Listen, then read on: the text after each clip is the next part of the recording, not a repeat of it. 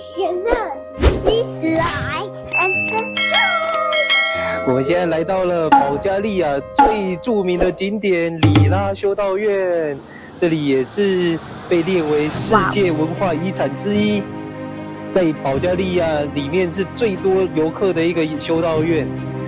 而且你看它的外形是不是有点酷似像斑马？在中文也有把它称为是斑马修道院。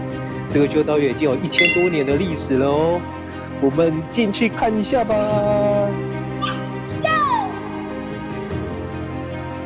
里拉修道院是建立于西元10世纪，由隐士里拉伊凡所命名的。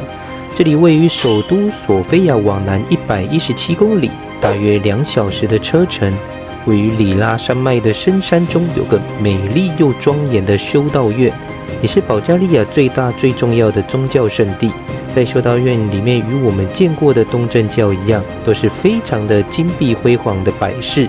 不过这边的壁画是采用非常鲜艳的色彩，加上风景如画的山景以及鹅卵石的建筑，带大家来到一个超凡脱俗的地方。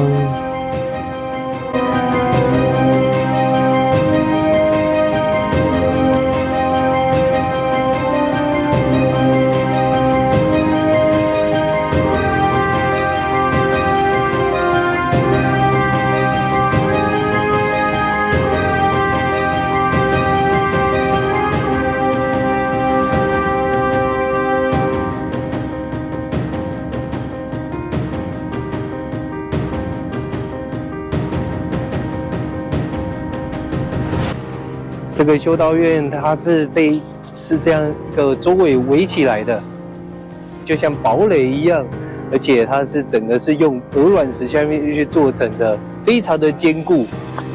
它就坐落在这个深山里面，有这么一个那么漂亮的修道院。这边还有博物馆，但是到4点半就已经关门了。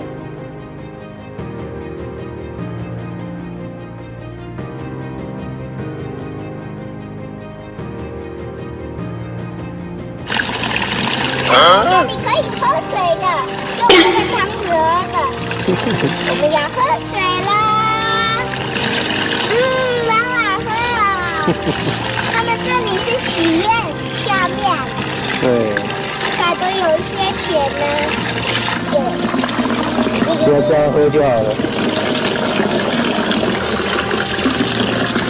他们这边保加利亚的水都是可以直接这样喝的，非常的干净。对，干干汤。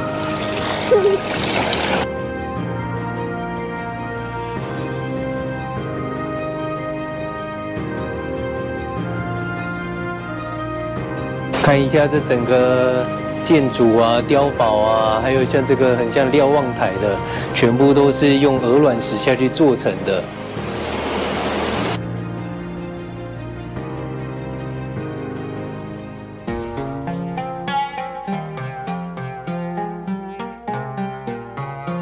这边还有一些卖纪念品的，一些关于宗教的东西，有项链啊，耶稣的东西啊。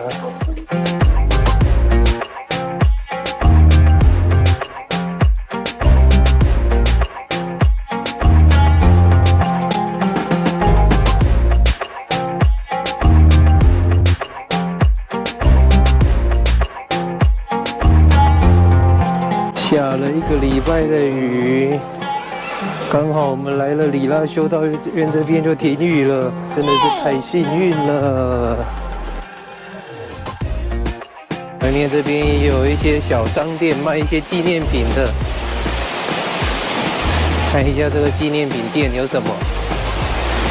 那个在收了。对啊，因为已经很晚了。哇，这有卖一些项链、珠宝的。这是什么东西？不知道。你看，在保加利亚很多这种卖玫瑰，很多卖玫瑰的东西。哇，里面还有卖这个很漂亮的盘子，很多。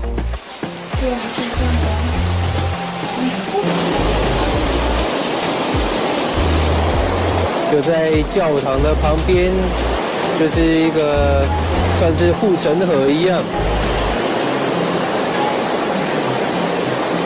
在这边可以听到河水的声音，非常的惬意。在后门这边可以听到这个护城河的水流声，是不是非常的惬意啊？我们今天里拉修道院已经结束了，大家还喜欢保加利亚哪边的景点可以推荐给我们哦。